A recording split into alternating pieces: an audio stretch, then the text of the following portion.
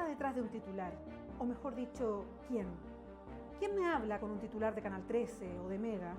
¿O en la portada del Mercurio o de La Tercera, del Desconcierto? ¿O en un titular del Periodista o un titular de Clever? ¿Quién pone el marco de lo que se habla y de quién habla?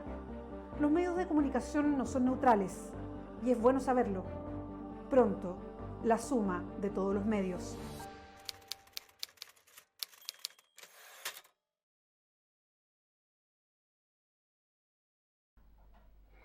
La suma de todos los medios. Estamos empezando una nueva edición del programa, así que le damos la bienvenida a todas, a todos. Estamos con Francisca Quiroga, como siempre, directora del Desconcierto. Estamos con Pancho Martorell, director del Periodista. Les recuerdo, este es un programa que hacemos de manera colaborativa, algo inédito en los medios de comunicación en Chile. Sí, esto es inédito. Para hablar sobre los medios de comunicación, lo que está pasando, la agenda que se instala, por qué se elige una foto, por qué se elige un tipo de titular, por qué hay temas que salen y temas que no. ¿Por qué de repente hay noticias tan rebuscadas? ¿Por qué hay cosas que no salen naturales? ¿Qué es lo que pasa en otros países también del continente, en América Latina? Hoy día estaremos hablando de Argentina, por ejemplo. ¿Cómo están? ¿Cómo llegaron? Bien, sin novedad en el frente en esta. Sin novedad en el frente parece como frase de guerra, Pancho. Sí, la película famosa. A propósito de la suma, ¿no? En esta convulsionada nación, ¿no? Muy bien. Es una semana intensa también, ¿no? Ha habido mucha actividad. El presidente Piñera dando sus discursos, que se nota que parece que no tiene muchos asesores comunicacionales frente al tema de su tío. La emocionalidad aflora y se hace muy inconsistente con respecto al discurso de la imprescriptibilidad de los delitos sexuales. Mira, ese es un debate interesante. A propósito de lo que dice Francisca, creo que es interesante también y puede ser tema del programa en algún momento hablar sobre las asesorías comunicacionales, las estrategias comunicacionales de las distintas autoridades del país. ¿Cómo se manejan desde una presidencia de la República? ¿Cuántos asesores hay? ¿Cuánto escucha un presidente, una presidenta o los presidentes en Chile hacia atrás? ¿Cuánto escuchan a sus asesores comunicacionales respecto a qué decir, cómo decirlo, cuándo decirlo, cuándo callar? Me cuesta creer, sabemos que ya esa frase, independiente de su posición y el derecho de las personas a tener dudas y a esperar un proceso judicial, etcétera, pero esa frase es demoledora desde el punto de vista del debate público y lo que estamos avanzando en cómo se combaten los delitos sexuales en Chile, la discusión sobre la iglesia, los poderosos. Entonces, esa frase, el me cuesta creer, además, ya nos dice mucho. Además que surgió una ley hace muy poco tiempo que justamente habla de la imprescriptibilidad de estos casos y que tiene esa lógica, ¿no? Porque pueden pasar 50, 60 años y es lo que demora a la víctima en formarse y fortalecerse para poder hacer la denuncia. Entonces que él lo cuestione. Y lo dice en su discurso, me cuesta creer, después de 50 años. Pudiendo no hacerlo. Pero además también la fragilidad de la agenda mediática, ¿no? Es decir, por ejemplo, uno ve el tema este de Hernández Norambuena. Sí. Y las declaraciones de la vocera de gobierno. Yo creo que todo parte de una construcción. Traemos a Hernández Norambuena, ponemos el tema de la violencia política y acusamos a la izquierda en un tema donde la violencia parece vinculada hoy al Instituto Nacional. Es decir, tratando de generar Entonces aceleramos el regreso de Hernández Norambuena. Pero por otro lado le decimos que los socialistas están vinculados a los narcos. Tenemos la tormenta perfecta, recuperamos la agenda mediática, que es lo que debe haber pensado el gobierno. Después de las 40 horas perdiendo terreno comunicacional. Y de la derrota de Macri en Argentina, de la crisis económica, del país que no crece más del 3% este año, de la desigualdad a conocer por el INE. Había Y el mismo día que pasa todo esto, ¡pum!, desde el Vaticano llega lo de Bernardino Piñera y le genera un ruido que no lo tenían preparado. Así son estas comunicaciones, pero interesante observar el contexto y cómo se empiezan a mover las piezas, el poder, la información nuevamente, cómo generan la construcción de ciertos discursos. Y cómo se pierde el control o se trata de ganar, bueno, es parte del análisis que vamos a estar sosteniendo programa a programa. Yo quería partir con un tema que va a ir creciendo en la agenda mediática y va a ser interesante la manera en que se va a ir instalando en los grandes medios de comunicación en Chile, porque yo creo que vamos a tener que mirar con harta atención lo que pase. Vamos a tener que ir mirando con mucha atención, por ejemplo, la construcción de los titulares, la construcción de las fotos, cuáles son los temas que se van a tomar y cuáles no. ¿Por qué lo digo? Porque a fin de año se espera que en Chile de alguna manera se va a volver foco mundial de algo muy importante, que es una reunión, la reunión de las naciones sobre cambio climático. Esa es la COP25 que se realiza en nuestro país en diciembre. Se espera que vengan 30.000 personas de todas partes del mundo que son activistas medioambientales, que vengan presidentes, presidentas, líderes de distintas partes del mundo y se dan cita en Chile. Esto pone a nuestro país en el centro de una discusión medioambiental también. Un país que tiene conflictos desde Arica a Punta Arenas, en todas partes. Y que hoy día, por ejemplo, está viviendo varios de esos conflictos que cuesta que estén presentes en los medios de comunicación nacionales. Y nos encontramos con portadas como esta, del diario El Mercurio, que aluden a Greta Thunberg, que de alguna manera se ha vuelto la cara visible, esta niña danesa, no, sueca, que tiene, ¿cuánto?, 14, 15 años, y que se ha transformado de alguna manera en el rostro visible del cambio climático. Es la autora de este llamado a la gente muy joven, a la adolescencia del mundo, a las protestas de los viernes por el futuro. A propósito del cambio climático, tiene que ver con esto, con la supervivencia de la especie. Entonces, llamó mucho la atención este titular que apareció en el Mercurio, en las páginas internacionales, que dice: la travesía por mar de Greta Thunberg sí implica contaminar el planeta. Llamó mucho la atención esta construcción de un titular del Mercurio, a propósito de que ella ha declarado que ella no toma avión, por lo que significa la contaminación en avión, pero que iba así a sostener viajes, y de hecho la trae este viaje a Chile para estar presente en la COP25, y lo hace tratando de disminuir el impacto de lo que significan los viajes por el planeta para la contaminación. Y lo que hace el Mercurio es instalarla a ella como objeto de la crítica. Y eso es muy curioso, como finalmente un medio está poniéndola a ella en el objeto de la crítica, que es algo que se ha empezado a levantar quizás a la persona que hoy día refleja con mayor claridad quién está poniendo el dedo en la llaga respecto al cambio climático en el mundo. Y este es un fenómeno que no se da solo en Chile. Otros medios conservadores que defienden el poder de los empresarios, que no quieren cambio al modelo de desarrollo, o sea, como el Mercurio, digamos, ¿no? Claro, los Mercurios que existen en las agencias internacionales, hay muchas. Miremos el escenario global. Hay un Mercurio. Han hecho lo mismo. Esta es una estrategia inclusive como un discurso estándar de atacar a una niña. Primero es una niña que promueve la participación política de los jóvenes para cambiar este mundo y que tiene ideales. Y la ponen a ella como un foco de crítica. De hecho, acá este texto es lo más mezquino que existe, porque a lo que se dedica es a descalificar. Es una descalificación personal para desacreditar el discurso y la acción de esta chica. Entonces lo que uno ve ahí, que eso es una acción comunicacional política. ¿Y qué hace este medio de comunicación para hablar de las sequías en Chile? Habla de las zonas de sacrificio. No he visto un reportaje de zonas de sacrificio en profundidad. ¿Dónde están las voces? Los defensores ambientales. Habla de los dirigentes mapuches que hoy día están defendiendo el medio ambiente y que se ganaron un premio internacional. Lo primero que hizo el Mercurio fue decir: es una persona que tiene problemas delictuales y además se gana un premio. Entonces, ojo que aquí hay una construcción política, y esto fue muy criticado por los propios lectores, y eso también es interesante. Una comunidad de redes sociales que salió de inmediato, especialista en derecho medioambiental, gente común y corriente que también dijo: yo no quiero leer ese reportaje ni ese titular. Claro, pero yo creo que instala un tema. Yo no sería tan categórico que no ha mencionado esas cosas, porque en algunos aspectos sí, claramente, sí. Hay una preocupación por ese tema que tiene que ver con esa mirada empresarial que tiene el Mercurio, porque hoy la sequía efectivamente también afecta a los negocios de gente que el Mercurio representa los intereses. Por lo tanto, lo toca desde otro ángulo. Y aquí lo que trata el enfoque es el importante. El enfoque, claro. Sí, claro. El tema es que aquí lo que trata de hacer es que una cara amable y positiva, que defiende el medio ambiente, la utilizan para decir: bueno, si ella contamina, toda acción humana contamina. Y como toda acción humana contamina, también está la empresa contaminante. Entonces, como que estamos todos en el mismo saco. Exacto. Somos todos contaminantes. Entonces, igualdad. Para que el planeta funcione, para que se mueva, para que nos podamos trasladar, para que podamos comer, para que nos podamos comer 1 kilo de carne, efectivamente hay que contaminar. No queda otra. Ahora, ese es lo perverso de esto, digamos, lo que está por detrás. Entonces, en esa equiparación de que todos contaminamos por igual, entonces, bueno, hay que seguir contaminando.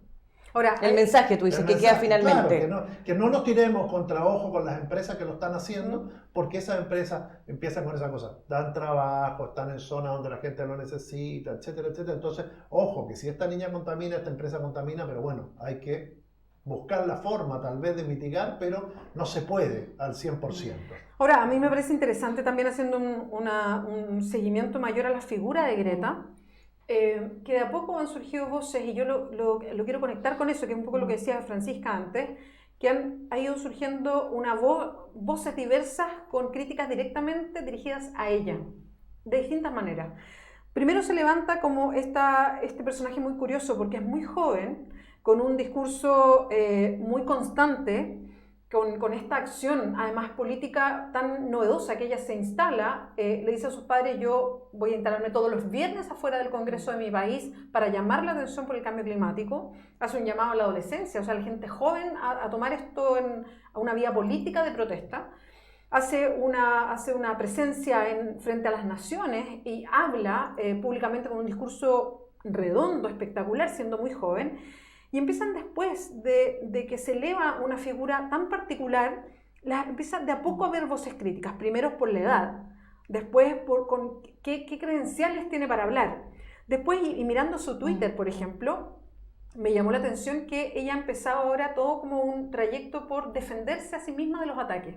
Entonces, por ejemplo, la otra vez daba excusas de que se había puesto una polera que le habían regalado, que tenía una cierta leyenda y que en realidad no estaba siendo auspiciada por alguien, o no se había fijado en lo que decía la polera. Después defendiéndose que el barco en el que se sube no es que le estén pagando por la vela que dice no sé qué. Después defendiéndose que en realidad no contamina. Entonces empieza como un ataque sostenido a la persona, a ella misma, por lo que representa, por lo que significa hoy día como figura. Y me parece y después empezamos a ver estos titulares donde se empieza a cuestionar lo que está haciendo con ese efecto, ¿no? Entonces me parece bien cómo comunicacionalmente, primero se destaca por lo que significa, que es muy potente la figura de ella, y después cómo comunicacionalmente todos estos sectores que son más conservadores, que no les gusta el diálogo que está instalando y cómo lo está instalando, a hacer un cuestionamiento público en todos los sentidos. Y termina o sea, yo lo vi como muy coronado con ese titular en un diario chileno, incluso cuestionando cómo va a viajar a Chile o a Estados Unidos primero. Hay que reconocer que aquí hay una estrategia más global. Yo creo que tú lo mencionas, de que es sistemático, es como tú subes al personaje. Sí. Y entonces esto se mantiene en la agenda, como tú mantienes un discurso en la agenda.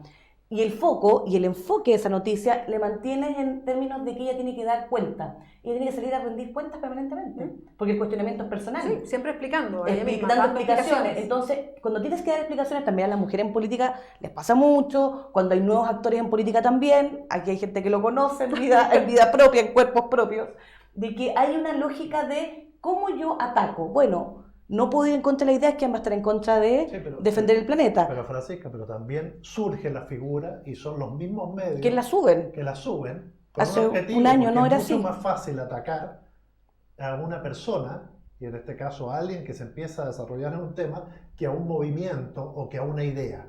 Entonces esa es la lógica. Es decir, tú permites que suba, y a veces emergen estas figuras justamente de los medios más conservadores que lo ponen, o las agencias internacionales la llevan a distintas plataformas, luego está ahí, tú le empiezas a atacar. Pero eso está pensado. No sé si está. ¿No crees que esté pensado? No, yo creo que está pensado, pero es mucho más fácil. Es decir, cuando tú te expones así también lo logras. Es decir, la lógica es que los movimientos tienen que ser pensados de ambos lados. Ahora, cuando tú personalizas mucho la lucha por el medio ambiente, obviamente que se encuentra al gran ecologista chileno, defensor del medio ambiente, lo elevas a categoría, lo invitas a todos los programas, lo tienes ahí como el gran verde, y después ves que, no sé, está haciendo una acción, por pequeña que sea, fumar dentro de su auto, tienes la forma de liquidar. Se reabre el movimiento entero. Claro. Exacto. Entiendo lo que dice. Yo tengo un contrapunto ahí. Surgen con los mismos medios y después, claro, personalizas el movimiento. Cuando personalizas la idea, es más fácil combatirla. Mira, el caso de Greta, ella se hace conocida en la COP24. Recuerdo muy bien el caso porque nosotros mandamos un periodista del desconcierto, estuvimos en Polonia y la entrevistamos. Eso fue el año pasado. El año pasado. Y ningún medio la había conocido. Ella se hizo conocida ahí. Y efectivamente pasó a ser una figura muy atractiva para todos los medios. Pero aquí está la pregunta. Muchos de los medios que creemos, y tenemos una línea editorial que creemos en el medio ambiente y en transformación al modelo económico, vamos a hablar de lo que ella representa y vamos a mencionar a otros actores, movimientos sociales. Claro. Otros medios se van a centrar solo en la persona, porque efectivamente va a ser más fácil construir un discurso basado en un nombre y una cara, y después también darle a un objeto mucho más fácil. Pero aquí también hay una decisión editorial de los medios. ¿Cuándo visibilizan a los actores sociales, los movimientos sociales en Chile? ¿Cuándo tienen una voz para hacer columnas, para presentar sus demandas? Solo salen cuando están envueltos en algún conflicto y se les adjetiva como los actores que son parte del conflicto y no como sujetos propositivos. Bueno, pero que, ahí también hay una estrategia. Que eso, polemizando un poco, es también un poco la esencia del periodismo.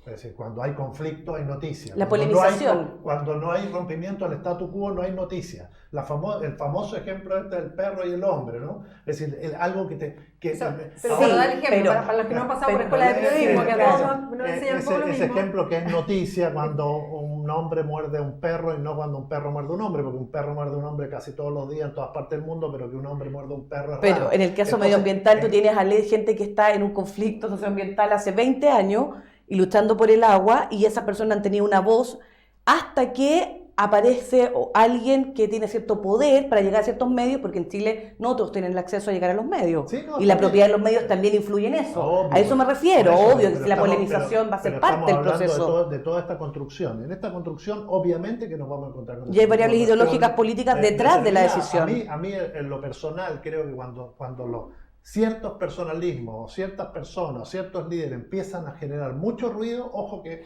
pienso que tarde o temprano se van a caer. Por eso coincido contigo. Si no relevas el movimiento, la idea que hay detrás, lo que está acompañando todo esto, no sé, de repente un discurso del secretario general de las Naciones Unidas, siendo el secretario, conociendo y siendo muy crítico a veces de ese organismo internacional, tiene una potencia cuando te dice, oye, si no hacemos algo en los próximos 24 meses, sonamos con el tema del cambio climático. Entonces, y ahí cuando uno dice, mira, qué raro, pocos medios le están dando a eso, tú lo ves por algunos lados, entonces qué raro. Y el tema que no se habla. Sin embargo, algo similar lo dice Greta Thunberg, y que genera más presencia, más medios, más...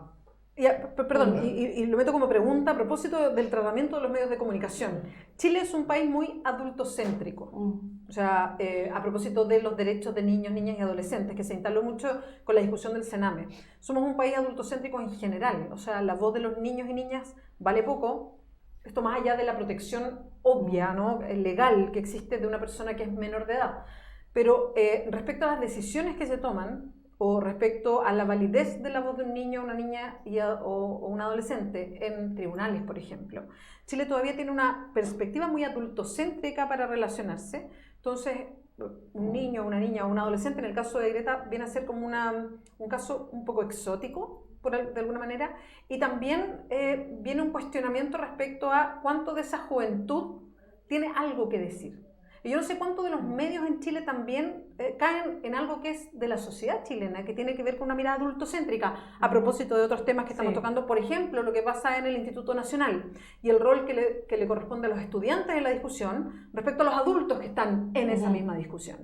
Es que eso es un tema central, ¿eh? Yo creo que acá en Chile una de las cuestiones que tenemos como sociedad pendiente es entender a la infancia y a los actores como voces con sujetos de derechos. Son voces que tenemos que escuchar. Acá no son escuchados, no son validados. A un joven que se moviliza inmediatamente, este niño es conflictivo. El que pregunta mucho, el que es inquieto intelectualmente, se da cuenta que hay un modelo, un paradigma, que queremos a niños o niñas que no participen ni se cuestionen el modelo. Y acá hay una cuestión muy clara. O sea, lo del nacional es algo que, ¿cómo cubren los medios? Violencia, jóvenes, son 10. ¿Cuánta matrícula tiene el nacional? 10 versus... ¿Qué te refieres a los encapuchados? 10 o 15 personas encapuchados, que sí, algunos de ellos sí son estudiantes, y eso es real. Pero ¿cuál es el discurso que se plantea? Se plantea, son todos violentistas, son todos anarquistas, son todos... Entonces, la construcción discursiva de la autoridad, que en vez de resolver y tomar acciones, el problema es de los estudiantes. Y aquí hay un problema estructural, de infraestructura, de la educación pública, de los modelos de participación, del trato, de las fórmulas de resolución de conflictos. Y aquí involucra una comunidad completa. Todos fallan en un modelo. Y atribuirlo solo a esos jóvenes. Y donde vemos esa imagen, yo quería mostrar esta crónica que sacamos en el desconcierto, de mostrar que niños de 12 años, es un niño, niña, en cualquier parte del mundo, un niño o niña que esté frente a un escuadrón de policías que están militarizados en este caso, y los niños con sus libros, eso es un escándalo mundial. Y en Chile lo naturalizamos. porque se le coloca a ese niño despojado de derechos. Y es un niño de 12 años, de 7 a, estamos hablando de séptimo básico, de 12 a 17 años promedio. Y son niños y niñas.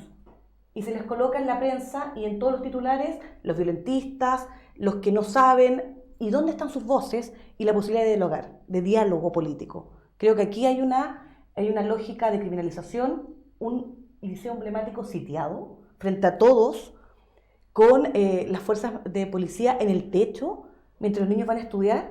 ¿Esa es la respuesta política? Yo creo que ahí es cuando tú crees que son sujetos. Esta foto es emblemática. Sí. Esto fue de esta semana, un liceo sitiado. Esa es la imagen en una democracia. Aquí hay responsabilidad de más actores involucrados y no decir que estos niños son el problema. Son 10 o 15 que habrá que tomar acción. El problema de salud mental también, ¿qué pasa con la salud mental y las formas de resolución de conflicto? Pero creo que esto es grave. Sí, yo creo que hay que abordar el conflicto en su totalidad. Así como es grave eso, también es grave para estos niños ver que otros como él, o vestidos... pero un número muy menor. No importa, pero están arrojando bombas molotov desde el techo. Son dos cosas que no pueden ocurrir. Sí, obvio, uno condena la violencia. Y que las dos, es que no se trata de condenar la violencia, porque condenar la violencia, yo creo que lo que se trata es de abordar, como tú dices, integralmente esto. La violencia que está ocurriendo ahí es multicausal, hay una serie de razones. Creo que hay que darle más espacio para que hablen los actores que no están con overol blanco, etcétera, como es el presidente del Instituto Nacional, que ha sido entrevistado en el Centro Alumno en distintos foros. La actividad que hicieron ayer, llevarle libros a los carabineros. Eso fue una actividad política. Apareció, y creo que eso hay que relevarla porque fue política, pero tuvo un sentido de fondo y además muy cultural. Ese tipo de cuestiones yo creo que están ¿Pero cuántos pasando. medios lo cubrimos? Muy poco. No, yo creo que salió en pocos medios, casi todas pero sale en mucho menor medida que los 10 móviles en directo, mostrando sí, claro, y exaltando la imagen. Entonces yo creo que ahí es donde hay que mostrar a todos los actores en el conflicto. Sí, pero aquí hay una intencionalidad con los jóvenes, sí, donde se criminalizan mucho más. Pero es que cuesta también encontrar. Yo preguntaría, por ejemplo, y algún día tenemos que hacer un estudio, lo hemos conversado acá, el tema de los columnistas, por ejemplo. ¿Cuántos columnistas son menores de 18 años en nuestros medios? Yo tengo como 10. Bueno, por eso. Pero los he buscado. Pero cuesta mucho. Yo lo que más tengo cuando escriben a alguien de menor de 18 años, me escriben desde España, me escriben desde... Porque no ven el espacio. ¿Sabes por qué? Porque no ven el espacio. Claro. Porque constantemente le dicen que ellos no saben, que hay una mirada adultocentrista todo el tiempo, y los testimonios de esas voces hay que invitarlos, hay que gestionar, sí, que esos columnistas lleguen. Por eso, pero hay que abrir esa puerta y ellos también tienen que ganarse los espacios. ¿Y cómo se ganan los espacios los jóvenes? Yo siempre le digo a mis alumnos en la universidad, empiecen a mandar sus columnas, empiecen a mandar sus trabajos. Tú los invitas y los exaltas. Uno los invita a participar y a escribir, obviamente, pero cuesta que también se creen el cuento en ese aspecto. Y creo que es fundamental seguir abriendo, y ya que nos están escuchando, ya saben, en el Desconcierto, en el Periodista y en Clever tienen espacio. A mí, yo me quedo muy presente, sobre todo con cómo se van caracterizando los hechos. Y cómo se van quedando incluso en la retina de cualquiera, a propósito de la construcción que hacen los medios de comunicación. Y me acordaba, a propósito de lo que estábamos mirando del Instituto Nacional, lo que pasó en 2011 para las marchas estudiantiles. Y cómo hubo todo un trabajo que se hizo desde las marchas y desde algunos medios de comunicación también, de ir separando las cosas. De entender que una cosa era la marcha, que algunas eran masivas y muy exitosas, 100.000 personas marchando, 100.000 estudiantes marchando en la calle de una manera brillante, y otra cosa eran 50 encapuchados, que también podían ser estudiantes, yo no digo que no, y que salían a una hora determinada y hacían desmanes, como una fórmula, pero que no tenía y no dialogaba nada con la marcha, o sea que no tenía mucho que ver con la marcha en sí.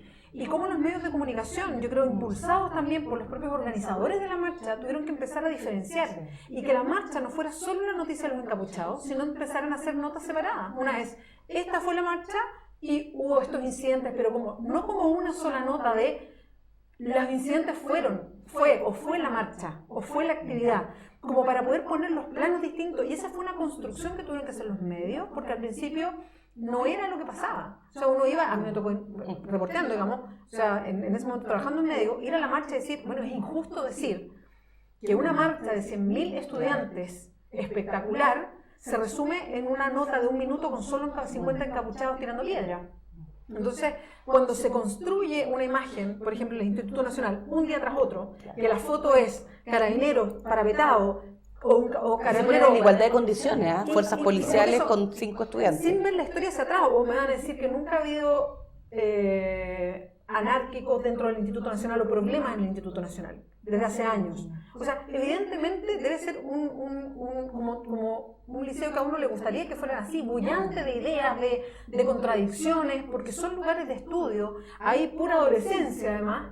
Entonces, claramente hoy día lo que pasa es que hay un descontrol porque hay un mal manejo del Instituto Nacional. No es que ahora, justo hoy día, en estos meses, quedó alguna escoba. No, esto es algo que antes se administró de una cierta manera y ahora se está administrando mal. Hay centros de padres, una fragmentación del papá. Algo pasó acá. Que no ha sido capaz de enfrentar esto con otra cosa que... Y que ha exaltado el discurso público de la violencia. Exactamente. Que hace 2 meses dijo que iba a cerrar el Instituto Nacional. O sea, hay algo que ahora... No es que el Instituto Nacional haya cambiado y que ahora esté explotando esto, no. Hay un mal manejo.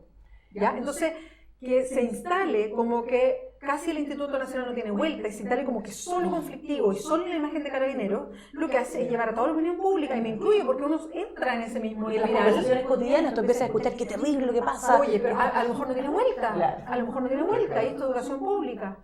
Oye, está súper interesante. Sí, y el tema del adolescente, yo creo que es la etapa más creativa, que mejor cuando era adolescente y leía de todo, las épocas que más lee. Hay un capital en Chile que tenemos que abordar como medios también, visibilizar su historia, sus proyectos culturales, medioambientales. Hay una diversidad de voces que nos estamos mirando. Sí, así que ese es un desafío de los medios independientes. Somos igual que la sociedad, efectivamente. Hacemos una pausa, vamos a hablar en un ratito sobre las elecciones, las primarias, las PASO en Argentina, que las tocamos la semana pasada, pero ahora vamos a hacer un análisis un poquito más fino sobre las comunicaciones en Argentina a propósito de las PASO. Vamos a tener una invitada, hacemos una pausa muy breve y ya volvemos aquí a la suma de todos los medios.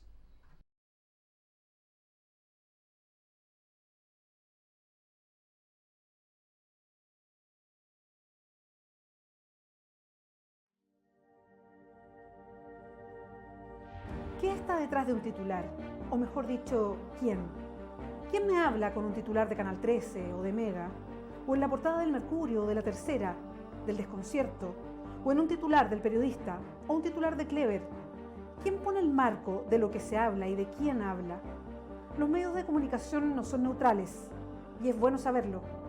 Pronto, la suma de todos los medios.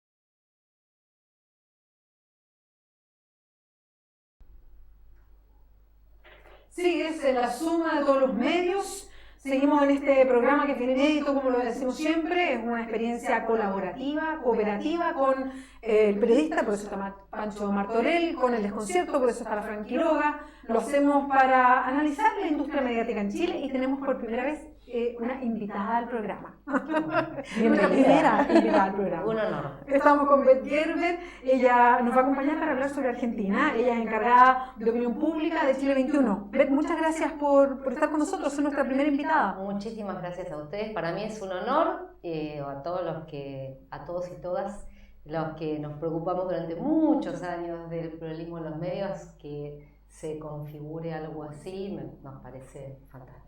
Los medios independientes dando aquí la iniciativa de pluralismo y además de hablar de lo que no hablan los otros medios. Bueno, de la agenda por omisión. Y exacto, eso es lo que vamos a conversar contigo de Argentina, porque hablamos de la industria chilena y también de América Latina. Exacto, mira, algo tocamos la semana pasada, porque recién habían pasado las elecciones primarias en Argentina y miramos un poquito lo que había pasado en la prensa nacional. Y ahí surgió la necesidad de mirar un poquito hacia lo que pasa al otro lado de la cordillera. Ustedes ya escuchan a Beth, ella es argentina, así que estaba muy pendiente de lo que pasaba a propósito de las primarias en Argentina, y viene a contarnos una serie de cuestiones bien interesantes respecto a la cobertura mediática de las PASO, que son estas primarias, pero también de lo que pasa a nivel comunicacional un poco mayor. Porque hoy día, cuando analizamos comunicacionalmente lo que pasa en momentos que son vitales para un país, como puede ser un proceso de elecciones, y ya lo aprendimos con Brasil, por ejemplo, o con el caso de Trump y Cambridge Analytica. Hoy día ya el análisis no es solamente la portada de un diario, los titulares de la tele o los reportajes en un debate. también tiene que ver con la comunicación en amplio, que son las redes sociales, la influencia de gigantes como Facebook, en general, en fin. Y bueno, Beth ha estado mirando lo que pasa al otro lado de la cordillera, nos viene a contar un poco más. Sí, al otro lado y en Chile también. Ah, qué bien. Porque, a ver, cuando decimos la agenda por omisión, creo que hay un distintivo de esta campaña en Argentina y espejo en Chile, que es la agenda por omisión.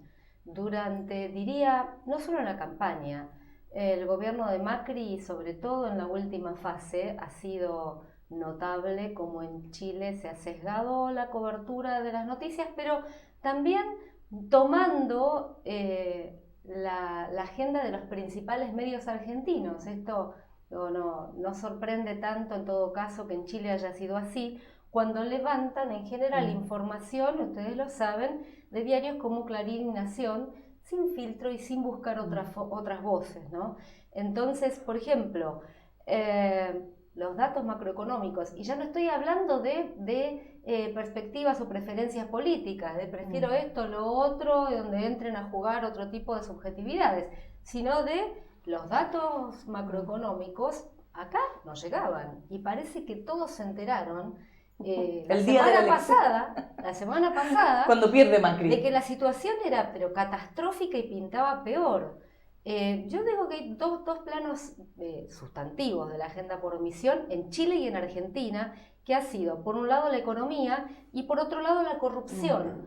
Porque si hay algo en lo que fue tremendamente exitoso el macrismo, es en instalar que la corrupción, que en Argentina es transversal lamentablemente, y que afecta al macrismo y al kirchnerismo, era solamente patrimonio kirchnerista. Eso está súper instalado, ¿ah? Eso está instalado acá, por lo menos en Chile. Absolutamente. A lo sumo llegué en los últimos, suponte, 2-3 meses, alguna columna en La Tercera, alguna cosa que decía, no, bueno, sí, las cosas van mal, le está yendo muy mal al gobierno de Macri en economía, pero en corrupción lo han hecho mejor. Lo han hecho mejor. Me han dicho, pero he reiterado muchísimas veces, que Cristina Fernández tiene más de 10 causas en tribunales. El macrismo, Macri, el presidente, y muchos miembros de su equipo tienen cientos de causas en los juzgados federales en Argentina. Lo digo una y otra vez en medios, lo digo en charlas acá, me dicen, ¿cómo? Nunca lo supimos. Bueno, es así, el macrismo tiene cientos de causas en juzgados federales y hay muchísimos funcionarios que tienen problemas de incompatibilidad con el cargo porque han sido CEOs o están muy involucrados con empresas. El conflicto de interés es tremendo con el macrismo. Y tienen causas y no pasa nada por ahora porque lamentablemente la componenda, justicia, poder político es fuerte. Empatar no consuela a nadie, también lo digo, no me consuela que el macrismo tenga tantas causas, no me consuela porque claramente yo tengo una posición, estoy en oposición, no comulgo con este gobierno desde ya por millones de razones, pero no consuela que de ese lado, desde el oficialismo, también haya. Lo que alarma es que no se vea, porque mientras la fuga de capitales, el robo de guante blanco, es una fiesta, cuando todos siguen viendo aquello que es noticiable, el maletín que voló con el convento. Entonces ahí también juegan las cuestiones de noticiabilidad. ¿Qué es noticiable? ¿Qué vende? ¿Qué es show? Ahora, te quiero tomar algo que decía recién, que es bien impresionante, que es cómo efectivamente si alguien viajaba a Buenos Aires hace 6 meses, se daba cuenta de lo que estaba pasando económicamente en Argentina. No solamente allá se veían los titulares de los diarios, más en los diarios de oposición que los diarios más afines al gobierno, pero como la inflación que llevaba acumulada, una cuestión tremenda, sino conversando con la gente en la calle. Los taxis en Argentina, que el taxista te cuenta cómo está mirando las cosas, y era el tema pero permanente. Aquí nos metieron un gol, no están cumpliendo ni una promesa, esto está terrible, en fin. Era un tema instalado en Argentina. Pero en Chile, aparte que Chile mira poco las noticias internacionales, o sea, efectivamente miramos poco lo que pasa en el vecindario, excepto Venezuela, que se instaló solamente como el único tema internacional válido en Chile, no se decía nada de lo que estaba pasando en Argentina, y eso que nos influye tanto económicamente, estamos al lado, no se decía nada de la inflación, nada de lo que estaba pasando, nada del tipo de cambio, de que nos estaba resultando, y efectivamente se viene a descubrir el debacle económico de Macri en el momento de las primarias. Mira, te diré, el momento de las primarias y hubo otro momento importante que fue el estallido de la crisis el año pasado, la crisis, económico-financiera, producto de las políticas que venía aplicando el macrismo, que intentó resolver vía endeudamiento, vía hiperendeudamiento. Y en ese momento, bueno, a mí, claro, concretamente me invitaron a algunos paneles y demás, y todavía me tocó lidiar con la agenda por omisión. Acá se insistía en que, y esto claramente desde una mirada de economía ortodoxa y muy del establishment, se insistía en que los problemas tenían que ver con que Macri no había ajustado lo suficiente y lo suficientemente temprano, y con que el problema de Argentina era el déficit fiscal que debía ser resuelto con mayor ajuste, cuando lo que tiene Argentina es un problema impresionante de déficit estructural. No es el déficit fiscal el mayor problema, sino un desbalance entre la entrada y salida de dólares y otro tipo de problema que también tiene Chile y otros países de la región, y es volcarse, a la producción primaria sin valor agregado. Apuesta que el macrismo redobló, apostó a ese modelo de desarrollo de producción primaria y se hiperendeudó. Ahora, me tocó debatir y panelear con muchos economistas locales y compatriotas que están por acá y que insistían hasta el año pasado con que la solución era aplicar más radicalmente estas políticas económicas. Entonces, ahí se produce algo interesantísimo para nosotros, los que nos interesan las políticas de comunicación, ¿no? ¿Cómo juega este mainstream de los principales medios, que claramente en Argentina está liderado por el multimedio Clarín, y acá en Chile, ustedes lo saben mejor que yo, en prensa escrita el duopolio Copesa, el Mercurio? Esto está medido, no es sensación, está medido por quienes estudian concentración de la propiedad de medios. ¿Cómo juega esto versus la experiencia directa? ¿Cómo se configuran corrientes de opinión? Además, ahí tenemos tres patas, ¿no? Digamos, los grandes medios, los medios masivos, los más instalados, las redes sociales como un actor que emergió hace un tiempo y que ahora cobra una importancia enorme, y otras experiencias de las personas en su entorno o con la vida directa y cotidiana, lo que vos estás diciendo. A ver, le pregunto qué le pasa, no me alcanza para pagar la luz. ¿Cómo se conjuga todo esto? ¿Y quiénes fueron los ganadores y perdedores de esta combinación? Es lo interesante en Argentina. Bet, y además recordemos que existe el Grupo de Diarios América, GDA, que está conformado justamente por La Nación, el Mercurio, Clarín, El Comercio, en Perú, en Lima, en todas partes, que se ponen de acuerdo y que tú ves que las notas y los editorialistas son los mismos. Y van publicando una nota que aparece en La Nación, luego aparece en el Mercurio de Chile, y así lo mismo ocurre con La Nación y el Mercurio. Es decir, hay vasos comunicantes para justamente imponer esa opinión. Pero el año pasado, como tú decías muy bien, el tema surgió y fuerte. Es decir, yo me acuerdo de haberte visto, hasta estuviste en el Periodista TV, sí, en una entrevista donde explicaste el tema del ajuste, cuando todo Chile parecía aplaudir desde los mercados que un país pidiera 54.000 millones de dólares, que además después fueron, me parece, aumentados 15.000 más al Fondo Monetario Internacional en este marco del ajuste, pero además con rescate vía deuda. Y se aplaudió. Es decir, primero era pensando en que iba a llegar a las PASO rápidamente, pero que no iba a cumplir ninguno de los objetivos que podía tener un gobierno en ese entonces. Absolutamente. Y lo curioso es que ese discurso se mantuvo, y digamos, desde los grandes medios, desde el establishment, se mantuvo hasta hace poco, hasta poco antes de las PASO. Ahora no hay con qué sostenerlo, pero incluso desde la supuesta objetividad técnica no había con qué, y se sostuvo igual. Y lo que vos decís es muy notable, esta forma de cobertura tan homologada y articulada. Para mí la noticia de seguridad ciudadana de un tiempo a esta parte. Chile y Argentina son un calco, de verdad. Lo mismo. El manodurismo, el efectismo, la forma de cubrir temas como la migración, el asociar migración a delincuencia, el asociar delincuencia a pobreza, y sobre todo las soluciones, las respuestas que se dan a este tipo de problemas, es impresionante. De todas maneras, tenemos un ejemplo no es la primera vez, fíjense que acá, incluso con la altísima concentración, Chile es el país que tiene la mayor concentración de la propiedad de medios de la región, con tendencia a mayor concentración. Digo, incluso con esto han ganado, desde el advenimiento de la democracia, mayoritariamente gobiernos de oposición, ¿no?, a ese establishment. Entonces nos preguntamos por qué. ¿Qué pasa? ¿Dónde se construyen los sentidos comunes? ¿Y qué pasa también en las redes? Porque...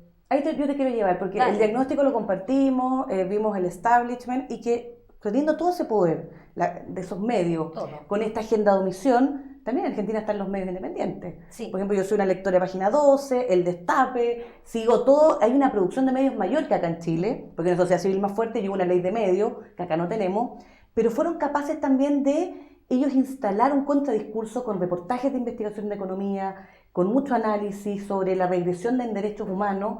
Una Patricia Bullrich que es impresionante, los discursos de esta ministra, yo la seguía porque me impresionaba que en Argentina hubiera una ministra que tuviera unos discursos tan regresivos en derechos humanos. Todo eso, pero hay una sociedad que hoy en día le dio una paliza, el elector, teniendo toda esa información, le dio una paliza al macrismo. ¿Por qué? ¿Qué pasó con el discurso del miedo? Recordemos que estaba Bolsonaro, otra escena bonita, ¿no? Bolsonaro, yo imagino, llamando a Trump, ayudemos a Macri. Con esos dos amigos, yo te puedo asegurar que no iban a lograr más votos en Argentina por lo que representan, pero estaban coordinados geopolíticamente, porque la pérdida de Macri, o sea, Bolsonaro fue a hacerle campaña a Macri. Sí. Y toda la prensa chilena hablando de este diálogo de amigos. Entonces, hablemos qué pasó con las redes sociales. Piñera bajó el perfil. Primero. En el apoyo al amigo. Amigos entrañables. Bolsonaro, tanto como él, lo redobló. Pero Bolsonaro es el abrazo del oso. Sí, claro, chaleco el abrazo del oso. Absolutamente. Claro. Pero, bueno, el grupo de aquí, Chile, Argentina, o sea, cuando llegaban a Piñera, la llamada Macri era como, era el escenario perfecto. Tenías a Kuczynski, que sabemos cómo salió Kuczynski en Perú. Tenías a Macri y tenías a Piñera. Los neoliberales, empresarios, todos millonarios, en el poder. Y la prensa hablando de las esposas, porque recuerda que con Macri había toda una construcción con respecto a la mujer, un machismo.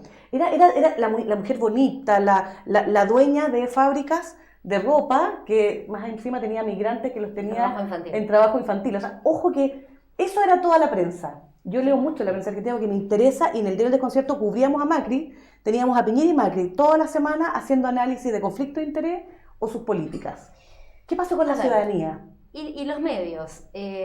Ciertamente hay un enorme abanico de medios y prensa independiente, por supuesto, ojo, mucho más pequeñita, que o sea, incomparable con el poder económico de Clarín o de Nación, sobre todo de Clarín, pequeña, con tiradas más pequeñas, cuidado que apuntan también en muchos casos a un público, de élite, claro, hiperinformada y opositora, pero yo no termino nunca y nunca voy a dar abasto a leer todo lo bueno que se produce, pero hay que tener cuidado, hago la crítica también en esto, en que es muy sofisticada, muy de investigación, muy intelectual, y entonces la masividad ahí es relativa. Sin embargo, hay otra pregunta.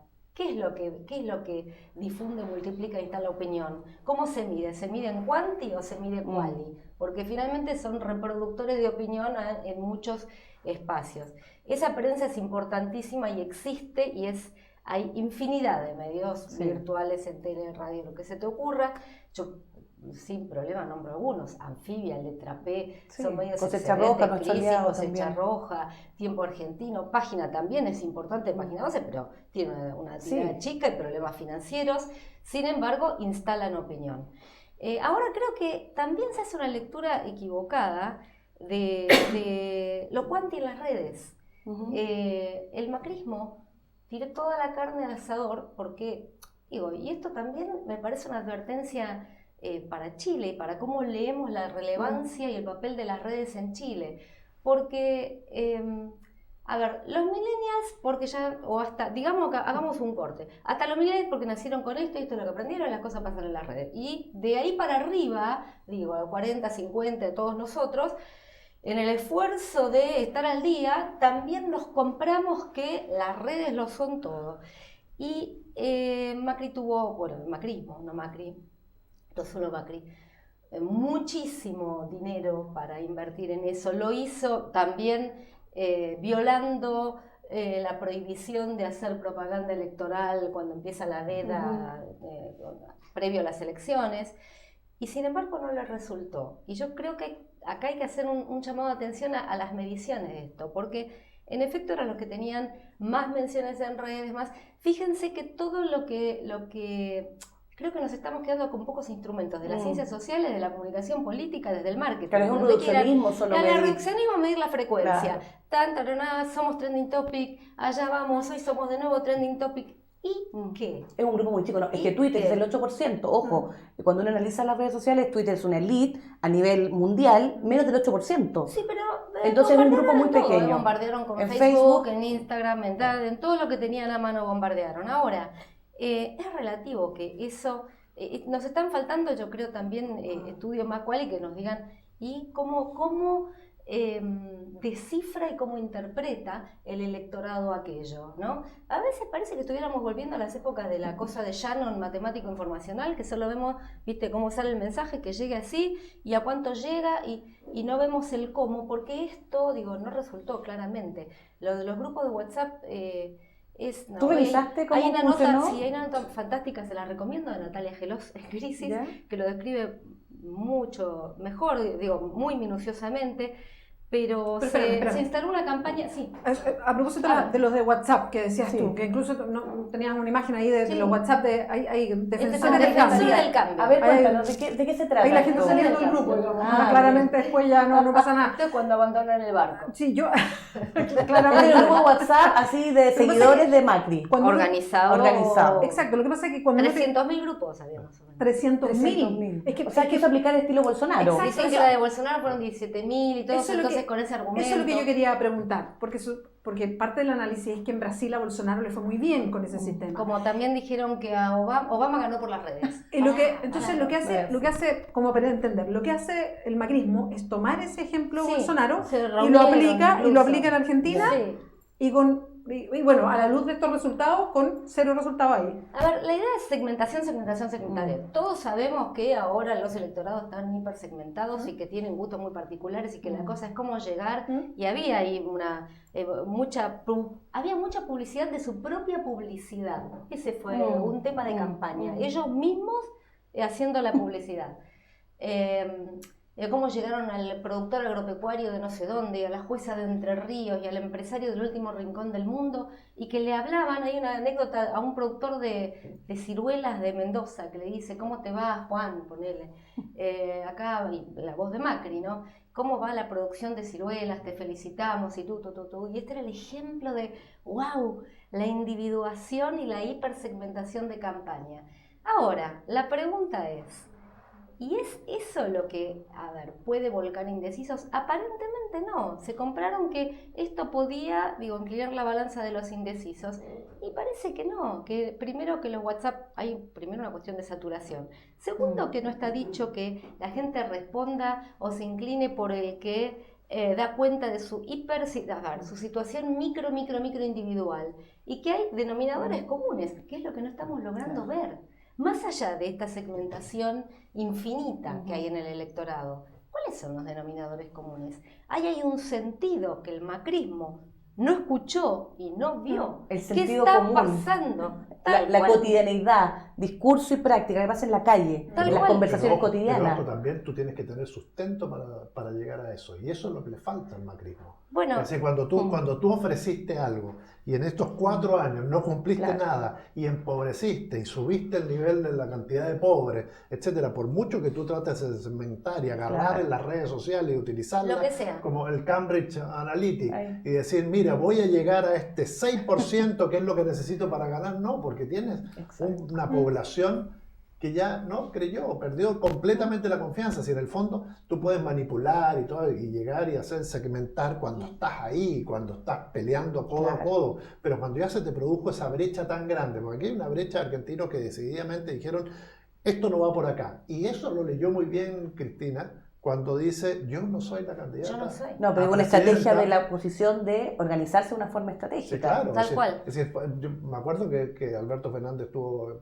por esos días acá y se reunió con varios amigos y no tenía la más mínima idea que iba a ser el candidato a presidente, que con suerte integraba Se la enteró por la fórmula prensa. presidencial No, y se reunió con terminó la esquina, siendo pero es 2 decir, semanas antes no sabía. alguien que en marzo no era candidato ni siquiera a vicepresidente, que después pensaba ser vicepresidente, va a ser presidente en diciembre.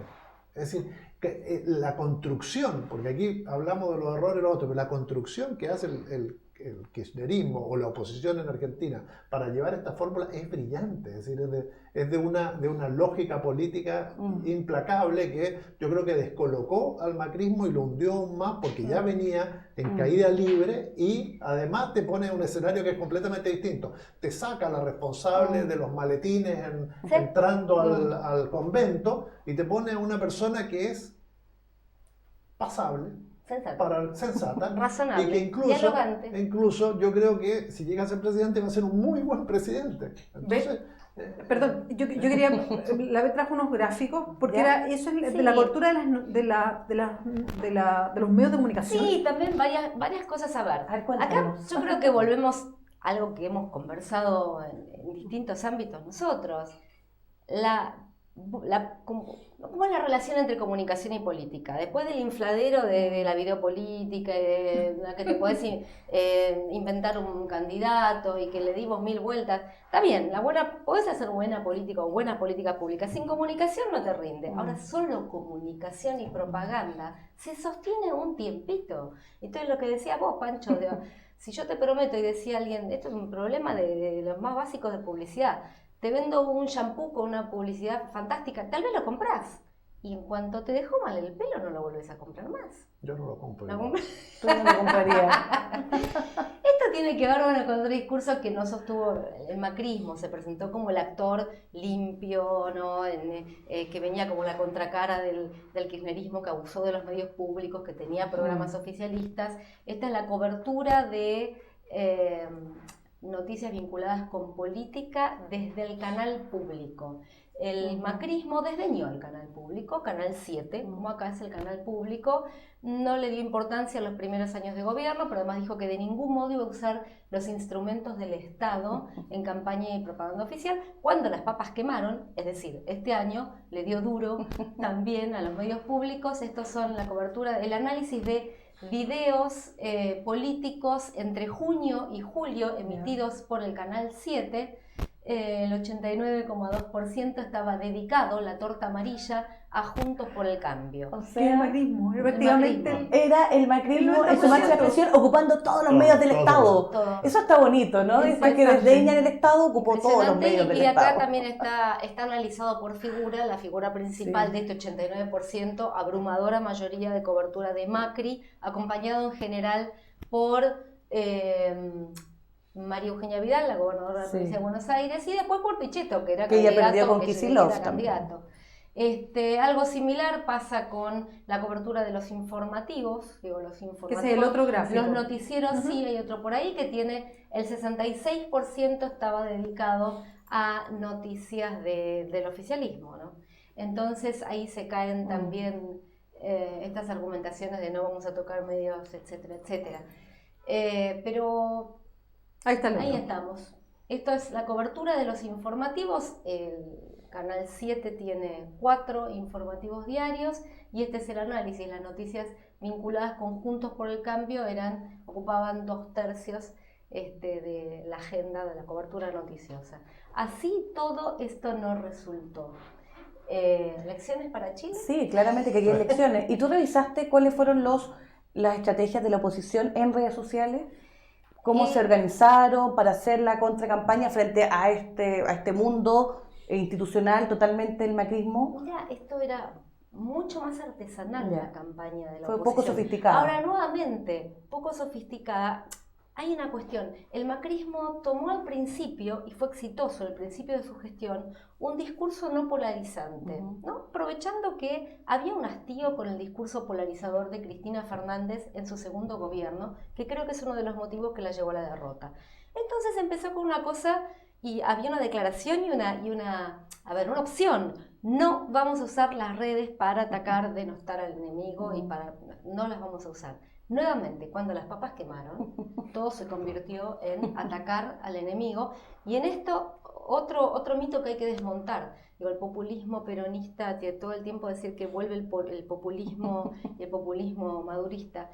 En realidad, en esta última fase, el macrismo claramente optó por un discurso y una estrategia, así, un discurso populista, rupturista, mucho más claro y declarado que la oposición, que optó por lo contrario, por la racionalidad y el diálogo, y claramente la cuestión rupturista y de definirse en función del enemigo estuvo de parte del macrismo. El macrismo en las redes todo el tiempo es definirse no a partir de una definición propia, sino a partir del enemigo que es populista, que Esto dio resultado un rato y después dejaron de ver que se agotó. Entonces nuevamente voy a lo mismo.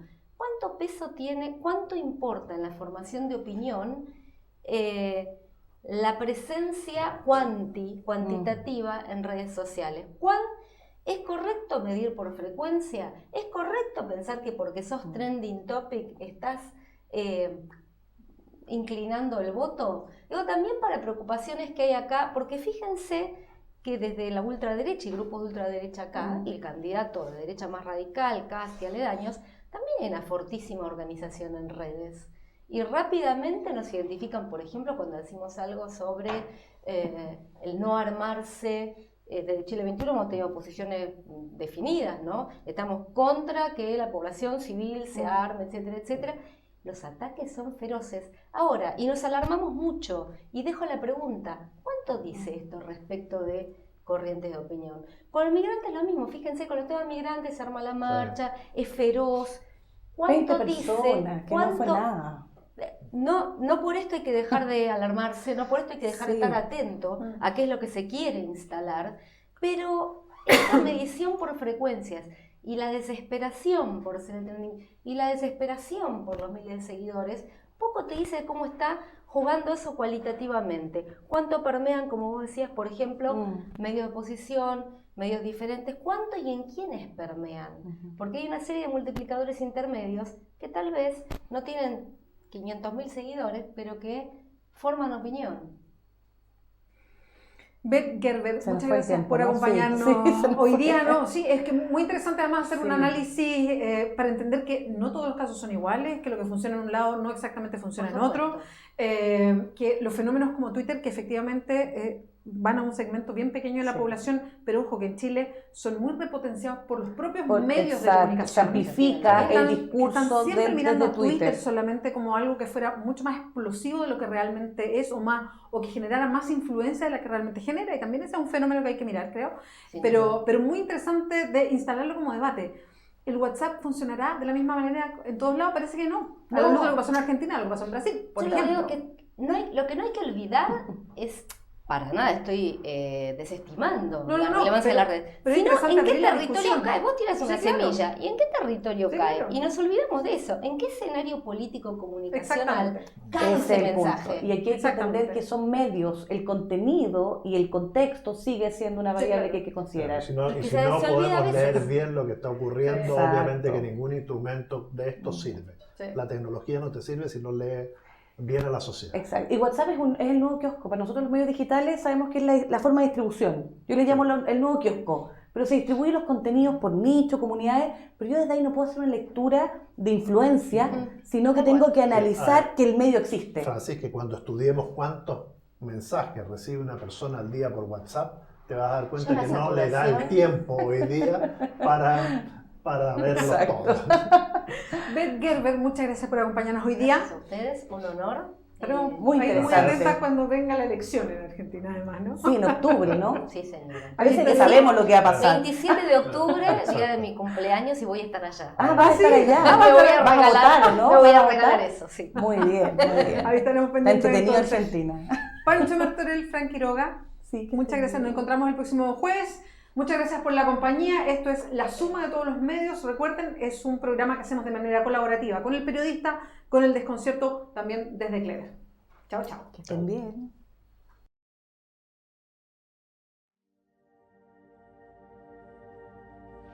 ¿Qué está detrás de un titular? O mejor dicho, ¿quién? ¿Quién me habla con un titular de Canal 13 o de Mega? ¿O en la portada del Mercurio o de La Tercera, del Desconcierto?